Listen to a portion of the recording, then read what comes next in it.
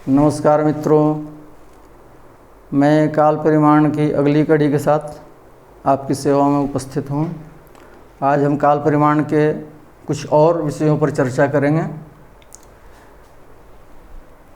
Gregorian calendar के ईसवी सन में 57 जोड़ने से विक्रम संवत होता है। ईसवी सन में 78 माइनस करने से शक संवत होगा। ईसवी सन में 583 घटाने से हिजरी सन होगा। हिजरी सन में 10 माइनस करने से फसली सन होगा। फसली सन में 1 जोड़ने से बंगला सन होगा। इसमें कैलेंडर्स की शुरुआत अलग अलग समय में हर कैलेंडर का शुरुआत होता है, जिसके चलते +1 प्लस -1 का अंतर हो सकता है, लेकिन मुख्य सूत्र यही है कैलकुलेशन का। जैसे अभी ईस्वी सन 2022 है, तो उसमें हम यदि 57 जोड़ देंगे तो 2079 विक्रम संवत हो जाएगा, जो वर्तमान में चल रहा है। अब सौर मास क्या है? सूर्य की 12 संक्रांतियाँ होती हैं। सूर्य 12 राशियों में क्रमशः परिभ्रमण करता है, मेष से लेकर के मीन तक।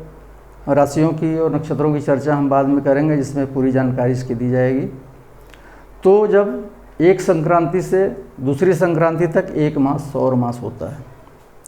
अयन, उत्तरायण और दक्षिणायन की हम चर्चा पिछले वीडियो में कर चुके हैं। पुनः एक बार इसको हम रिपीट कर लें कि मकर संक्रांति में जब सूर्य होते हैं तब उत्तरायण होते हैं, उत्तर की ओर धीरे धीरे खिसकना हमको प्रतीत होते हैं, और मिथुन राशि तक उत्तर की ओर ही उनका मूवमेंट रहता है।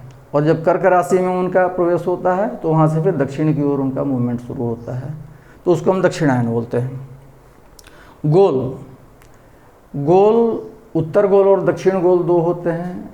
गोल का मतलब जैसे हम आकाश जो हमें दृष्टिगोचर हो रहा है, इसके ठीक बीचों बीच एक काल्पनिक रेखा पूर्व से पश्चिम की ओर खींची जाती है, और उसके उत्तरी ध्रुव की तरफ जो है वो उत्तर गोल होता है, और दक्षिणी ध्रुव की तरफ दक्षिण गोल होता है।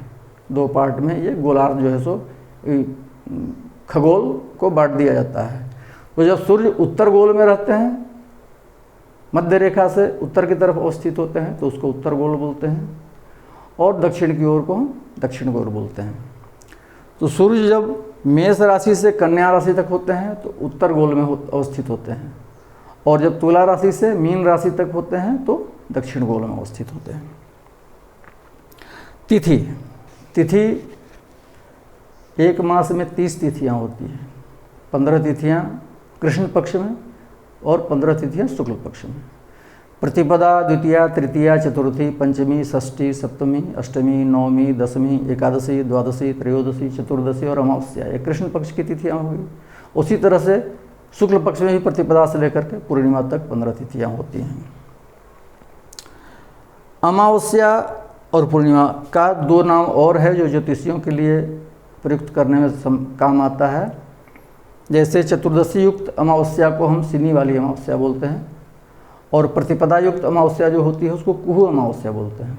उसी तरह से पूर्णिमा को ही बोलते हैं, चतुर्दशी युक्त जो पूर्णिमा होती है उसको अनुमति पूर्णिमा बोलते हैं, और प्रतिपदा युक्त पूर्णिमा जो होती है उसको राका पूर्णिमा बोलते हैं।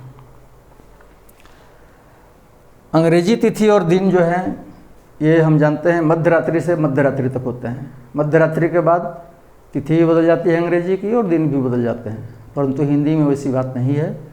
हिंदी के वार जो होते हैं वो सूर्योदय से सूर्योदय तक गिनती उनकी होती है। जैसे आज बुधवार है, सुबह सूर्योदय कालीन, तो कल सूर्योदय तक बुधवार ही रहेगा, सूर्योदय के बाद बृहस्पतिवार होगा। आरंभ काल, सभी कालों का आरंभ काल कहाँ से शुरू होता है ये हम देखेंगे। विक्रम संवत का शुरुआत चैत्र शुक्ल प्रतिपदा से होता है। जैसे अंग्रेजी ईस्वी सन की शुरुआत जनवरी से होती है, वैसे विक्रम संवत की शुरुआत चैत्र शुक्ल प्रतिपदा से होती है। मास का प्रारंभ जो है सो कृष्ण पक्ष प्रतिपदा से होता है। मास हम लोग जानते हैं चैत्र, वैशाख, ज्येष्ठ, आषाढ़, श्रावण, भाद्रपद, अश्विन, कार्तिक, मार्गशीर्ष, पौष, माघ और फाल्गुन, ये 12 मास होते हैं। इसमें कृष्ण पक्ष की प्रतिपदा से मास का प्रारंभ होता है, वार का प्रारंभ रविवार से होता है, 7 वार होते हैं, रविवार, सोमवार, मंगलवार, बुधवार, गुरुवार, शुक्रवार और शनिवार। तो रविवार से शनिवार तक होते हैं, इनका प्रारंभ रविवार से होता है। करण का प्रारंभ कृष्ण पक्ष प्रतिपदा में बालों से होता है और शुक्ल पक्ष प्रतिपदा में किस्तुग्न से होता है। इसकी चर्चा हम अभी नीचे करेंगे, करण का डिटेल। नक्षत्र 27 नक्षत्र होते हैं, नक्षत्रों और राशियों की बात हम आगे करेंगे, उसमें हम लोग डिटेल चर्चा करेंगे इसकी। लेकिन अभी बता दें कि 27 नक्षत्रों में शुरुआत नक्षत्रों की अश्विनी के शून्य अंश से शुरू होता है। राशियों की शुरुआत मेष राशि के शून्य अंश से होती है। योग भी 27 होते हैं, योग की शुरुआत विश्वकुंभ योग से शुरू होता है। संवत्सर पूरे 60 होते हैं, प्रभाव से शुरुआत होती है संवत्सर की। दिनमान एवं रात्रिमान, सूर्योदय से सूर्यास्त तक के समय को दिनमान बोलते हैं और फिर सूर्यास्त से लेकर सूर्योदय तक के समय को रात्रिमान बोलते हैं। ये पूरा 60 घटी का होता है या 24 घंटे का होता है। दिनमान रात्रिमान मिलाकर एक अहोरात्र की चर्चा जो हम पहले कर चुके हैं। करण, करण की जो बात अभी हम बोल रहे थे, ये करण 11 होते हैं। करण हैं क्या? तो करण तिथि के आधे भाग को हम करण के नाम से जानते हैं। तिथि जैसे अभी हमने 30 तिथियों के बारे में बताया, 15 कृष्ण पक्ष की और 15 शुक्ल पक्ष की। तो एक तिथि के आधे भाग को एक करण के नाम से जानते हैं। इनको अलग अलग नाम दिया गया है, जिसमें एक 11 करण हैं। बौ, बालो, कौलो, तैतिल, गर, बनीज, विष्टि, विष्टि को भद्रा भी बोलते हैं, शकुनी, चतुष्पद, नाग और किस्तुग्न, जिसमें ये 7 बौ से लेकर विष्टि तक ये चर करण होते हैं। इनकी बार बार आवृत्तियाँ होते रहती हैं। जैसे महीने में 8 आवृत्तियाँ होती हैं प्रत्येक ये 7 करण की। और ये 4 करण शकुनी से लेकर किस्तुग्न तक जो 4 हैं, ये निश्चित तिथि को ही एक बार इनका प्रयोग होता है महीने में। जैसे हम कृष्ण पक्ष की प्रतिपदा को बालों से शुरू करते हैं, तो पूर्वार्ध में बालो हो गया, तो प्रतिपदा का उत्तरार्ध कौलो के नाम से जाना जाएगा। फिर अगला द्वितीया को पूर्वार्ध तैतिल के नाम से जाना जाएगा, तो उत्तरार्ध घर के नाम से जाना जाएगा। इसी तरह से आवृत्ति फिर ये 7 तक होते रहती है। फिर भद्रा के बाद फिर बौ शुरू होगा, फिर बालो, फिर कौलो, फिर तैतिल, इस तरह से।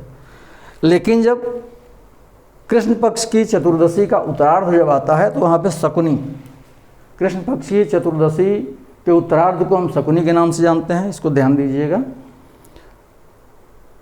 अमावस्या के पूर्वार्ध को चतुष्पद नाम से जानते हैं और उत्तरार्ध को नाग के नाम से जानते हैं।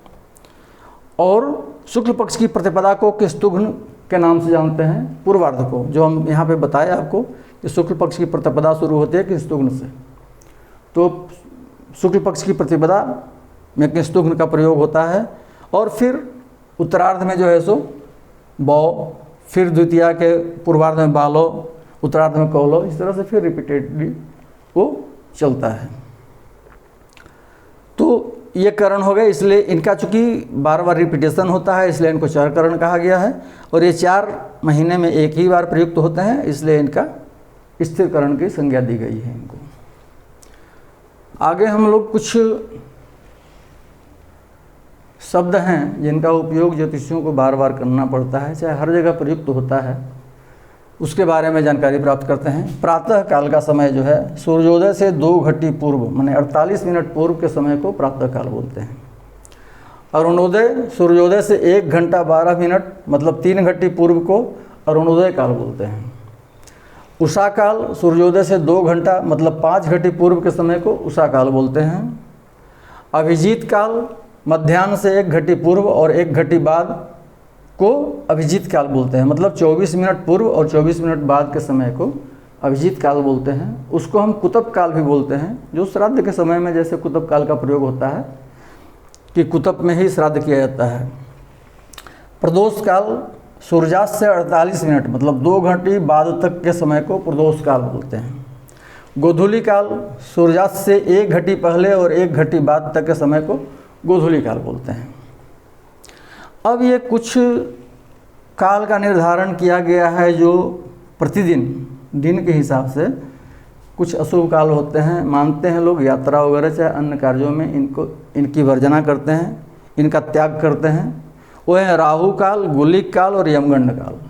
ये निश्चित समय पर प्रत्येक दिन 1.5 घंटा के लिए दिन के हिसाब से इनका मान होता है। जैसे राहु काल रविवार को अपराह्न 4:30 बजे से शाम 6 बजे तक, सोमवार को सुबह प्रातः 7:30 बजे से 9 बजे तक, मंगलवार को अपराह्न 3 बजे से 4:30 बजे तक, बुधवार को मध्याह्न 12 बजे से अपराह्न 1:30 बजे तक, गुरुवार को अपराह्न 1:30 बजे से 3 बजे तक, शुक्रवार को प्रातः 10:30 बजे से मध्याह्न 12 बजे तक, शनिवार को प्रातः 9 बजे से 10:30 बजे तक। ये राहु काल होता है। अब गुलिक काल की चर्चा करते हैं। गुलिक काल रविवार को 3 बजे से 4:30 बजे तक अपराह्न में, सोमवार को अपराह्न 1:30 बजे से 3 बजे तक, मंगलवार को मध्याह्न 12 बजे से अपराह्न 1:30 बजे तक, बुधवार को प्रातः 10:30 से मध्याह्न 12 बजे तक, गुरुवार को प्रातः 9 बजे से 10:30 बजे तक, शुक्रवार को प्रातः 7:30 बजे से 9 बजे तक और शनिवार को प्रातः 6 से 7:30 बजे तक होता है। यमगंड काल रविवार को मध्याह्न 12 बजे से अपराह्न 1:30 बजे तक, सोमवार को प्रातः 10:30 बजे से मध्याह्न 12 बजे तक, मंगलवार को प्रातः 9 बजे से 10:30 बजे तक, बुधवार को प्रातः 7:30 बजे से 9 बजे तक, गुरुवार को 6 बजे से 7:30 बजे तक, शुक्रवार को अपराह्न 3 बजे से 4:30 बजे तक और शनिवार को अपराह्न 1:30 बजे से 3 बजे तक इसका काल होता है। तो ये ज्योतिषीय काल परिमाण का संक्षिप्त विवरण हम लोगों ने प्राप्त कर लिया है। अब अगली कड़ी में हम लोग ग्रहों की चर्चा करेंगे। तब तक नमस्कार।